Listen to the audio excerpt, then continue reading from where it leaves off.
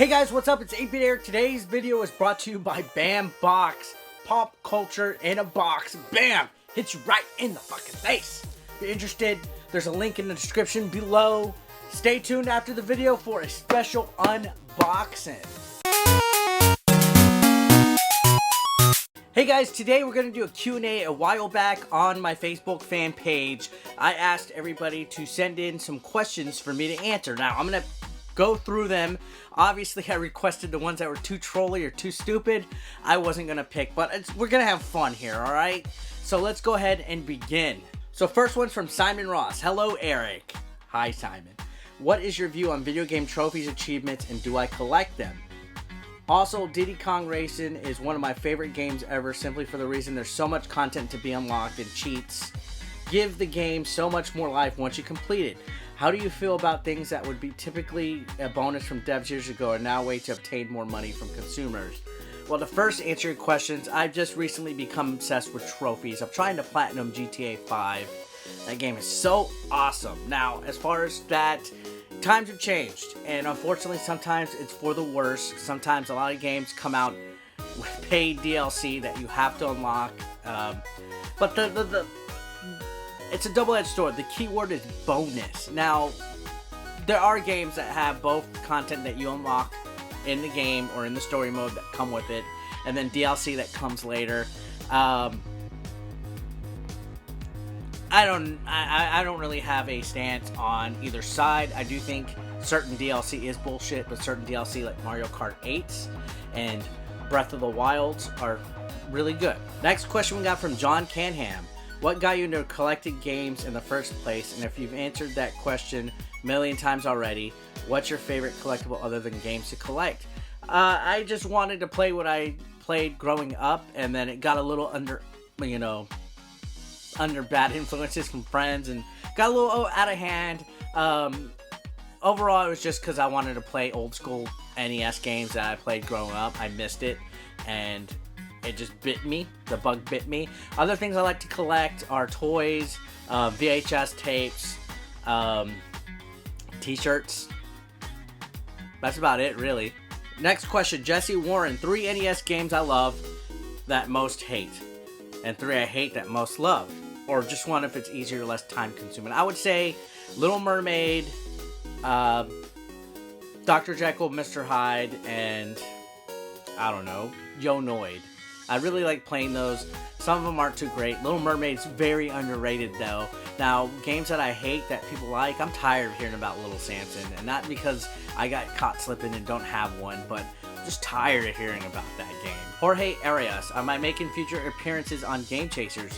Hopefully. I went a couple months ago to try to film some stuff, and we really did not find anything. We even went out of town to some rinky-dink flea markets, and it was just dried up. Hopefully, I'll be doing some more stuff with them in the summer and convention season coming up and all that regards. I really enjoy being on. If you want to see me on more, bug them. Tell them to come down here and see me. Carl Corney says, what's your favorite video game soundtrack or music? Mine's the Mega Man 2 soundtrack. That is very awesome.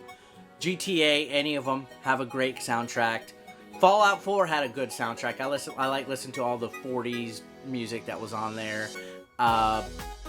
Several. Mega Man series, fucking fantastic. Shovel Knight has a great soundtrack as well. Really enjoy it. Matt Staudinger says, what's your opinion on pet monster style games like Pokemon or Digimon? Do you like them? Which is your favorite? Pokemon's okay. I'm not the biggest Pokemon fan in the world. Gotta be honest. Digimon, I could care less. Yu-Gi-Oh! Don't give a shit. I'm not really big into like anime-ish type of things, but I could deal with Pokemon. I played Red, Blue, and Yellow, and that's about the extent as it goes. I really haven't played anything beyond that. I was already getting into like high school. Rick Rowland says, what's the scariest, most disturbing experience I had in Resident Evil 7? The fact that I get bad motion sickness when I play in VR. But no, there's a lot of jump scares in that game, especially one where he like crashes through the wall early on in the stage. And I don't know. I haven't gone back to that game. I played a little bit of it. I haven't completed it. It's a little too intense for me. Terzia de la Cambre LeBlanc. God damn, that's a long name. Ask, what is your favorite pre-NES system to collect for? Atari 2600, I don't have that big of a collection, but there's just so much stuff that I haven't played that it's always like a fun experience when I pop in a mystery cart, check it out, and play some vintage 2600 stuff that you gotta use your imagination on.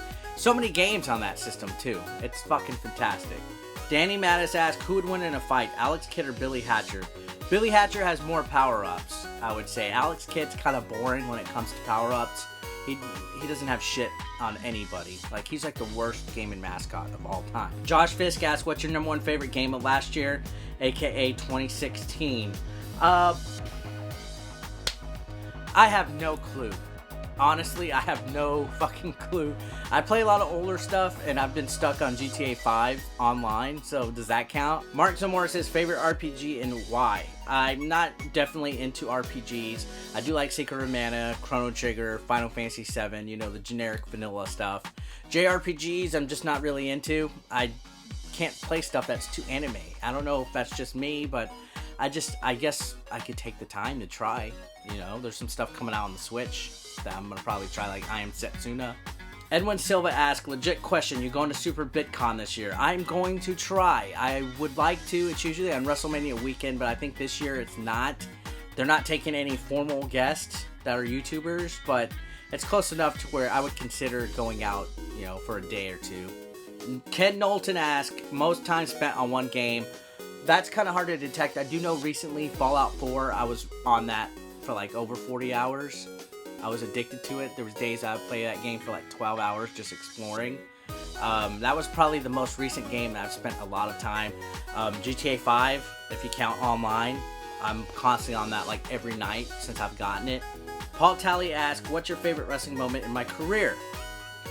Probably when I had my first match, because I was a kid, I was about 15, and it was just so surreal being out there having my friends and family watch me wrestle. I really don't have too many memories that I care about. Well, I don't know. I don't want to sound pessimistic about my wrestling, but I've had a good time wrestling, you know, guys like Duggan, Marty Jannetty, Viscera, Chavo Guerrero Jr. Pretty good time. I've had a lot of fun doing the wrestling, and I wouldn't change it for the world. I've also enjoyed doing YouTube and answering questions from you guys. Albert Exodus says, yo, I was wondering what happened. Thought you quit. Glad you're back. When will you do a Blu-ray about 8-Bit Eric Show? I don't think anybody wants a Blu-ray of anything I got. I'm going to be honest here. Rob Lutz says, so Nintendo Switch, how much hope do you give for this console, and do you think Nintendo bit their own hand? And that, I mean, they're toting the Switch as a go-anywhere console, which may bite into DS sales or interest. I am fucking ecstatic about it. So much hype. Paid in full my pre-order. I'm ready for this damn thing. I don't think they've bit into their hand. I think this system is going to be fucking fantastic. Straight the fuck up. John Pritchard says, only 13.5 million Wii U consoles sold. What would your estimate be for the Switch to be considered a success for Nintendo? On a minimum scale, example given, need to sell minimum 25 million units. I think the fact that all the pre-orders are sold out is enough to say that the system's a success. Joel Edward Science says, best burger joint besides Whataburger in San Antonio, and do you shop at Game Over or GameStop? Also, is there any small-time mom-and-pop stores in San Antonio? I know of Propaganda Palace.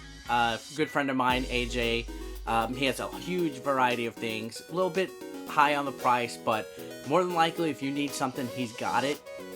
Support small businesses. I do shop at Game Over once in a while, and I do shop at GameStop. The one by my house is actually a really good GameStop. They have good customer service there. I recommend it. They've changed my mind on GameStop. Best burger joint, Monster Burger. There's a place called Monster Burger. A former student of mine, his family owns and operates it, and it's horror themed. There's like Chucky burgers, Freddy Krueger burgers, Jason Voorhees burgers. It's very good. I highly recommend it. Joel also asked, did you get to meet Metal Jesus and Happy Console Gamer at Retropalooza? I've met them several times actually, in Portland, Arlington, Arizona. I know Johnny. I talk to Johnny quite often. Metal Jesus, not so much, but we've always been cordial. These guys are really cool. I think they're awesome. I really enjoy their content. And yeah, A+. They're not assholes. Breton K. Phone asked, at conventions, do you guys all meet up afterwards and get drunk on the piss? As in hammered drunk. If not, then why? We do sometimes drink, but it's not like that's all we go to conventions for. I go to conventions to help, promote my friend, like Jay, Retropalooza, to go and support him, help the event grow. I go to meet people. I go to basically have fun. To me, I don't have to drink and get hammered to have fun. Now, I have had a couple conventions where I have gotten pretty fucked up and drunk, but I don't need to drink or do anything recreational to have a good time. To me, that's not what I'm about. Like, I don't have to drink to have fun. Daniel Lambley Jowett says, hello from Nottingham, England. In your pro wrestling career, what has been my favorite match? Also, what's my favorite game? Alright, so I think No Mercy and WrestleMania 2000 and the WCW games are fucking fantastic on the 64. My favorite wrestling match, that's just too hard to narrow down, to be honest. Off the top of my head, I think when I wrestled Marty Jannetty, that was amazing. Jason Hooft asked, what game would you like to see come to the Switch that isn't at this current moment? GTA. I don't care if it's a last-gen version of GTA 5, that game needs to be on the Switch. Kenta Houston asked, if you were a girl, would you date Jay or Billy and why? No, both, or neither. No, both. I don't have an option to say no. I wouldn't date either one. They need to grow up. Do you and Scott really not like each other, or was that just for show entertainment? He rubbed me the wrong way when I first met him. He was kind of a dick. I'm not gonna lie. Still kind of a dick, but we've gotten along since then. Really like him. He's a nice guy. He's actually hooked me up with quite a few games, and he's actually taken care of us quite a lot. So I really like Scott. Marcus Ibarra says, what's a good game you recommend for 2017 that I've played recently on any console? GTA. I'm looking forward to Switch stuff, so I might have some recommendations when that comes out. Frank Gabriel asks, what shitty game would be better with anthropomorphic dinosaurs? GTA 5. Paul Harris says, what made you get into gaming in the first place? What's one particular game that made you think this is what I'm going to do with the rest of my life? Nothing in general. I mean, Zelda Ocarina of Time is my favorite game of all time. But YouTube wasn't out at the time. I've never played a game that said gaming is what I want to do for the rest of my life. But Zelda's it. Any Zelda game. Elliot Elman asks, best to worst Zelda games in my opinion. Easiest to hardest. Best replay value. I actually have a top 10 Zelda games video. I'm going to link it in the description, and I'm also going to put it in the cue card wherever the little pop-up goes. Be sure to check it out and comment. John Riggs asks, have you ever applied to wrestle in Japan? I have not, because there's simply not much money for anybody if you're not a big former WWF wrestler or WCW guy. I'm not going to pay money to go wrestle somewhere. As cocky as that sounds, I just can't afford it. John Showalter asks, what are some of your favorite books you ever read? I enjoyed Ready Player One. That was like the most recent book that I read that was not for college. Ryan Drakenus Gore says, Advantage or Max? Advantage is the joystick. I like the Max. Carl Corney asks, what was the very first NES game you ever played? Super Mario Brothers. That's, it's the game that came with it. Brian Dunn asks, gonna be at too many games? Yes, I should be there. Alright guys, that's it for some Q&A. If you want to ask me a question, feel free to comment below. Also, be sure to check out my Facebook fan page. I appreciate every single one of you. Stay tuned. I do got a lot of things coming your way, including more NES reviews, retro reviews, Sega shit, all that good stuff. Thank you very much. Peace the fuck out. Alright guys, so this is BAM Box. This is the anniversary BAM Box for January. I really enjoy these boxes. They have everything from like movie memorabilia to comic book stuff to all sorts of nice geekery stuff. Tons of great stuff. If interested, there's a link in the description below. Check it out.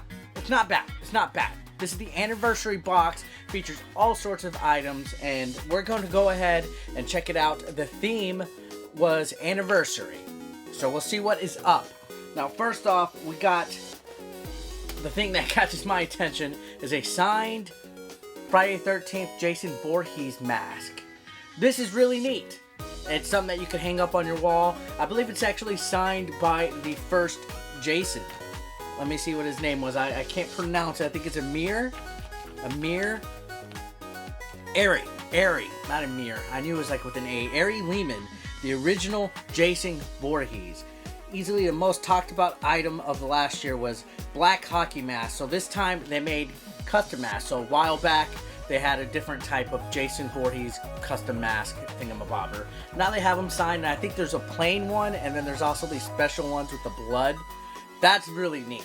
Friday 13th kicks fucking ass. This is a great wall piece, too. Alright, now let's see. Looks like we got California Night. Oh my gosh. This is Kit. This is from Knight Rider. This is legit.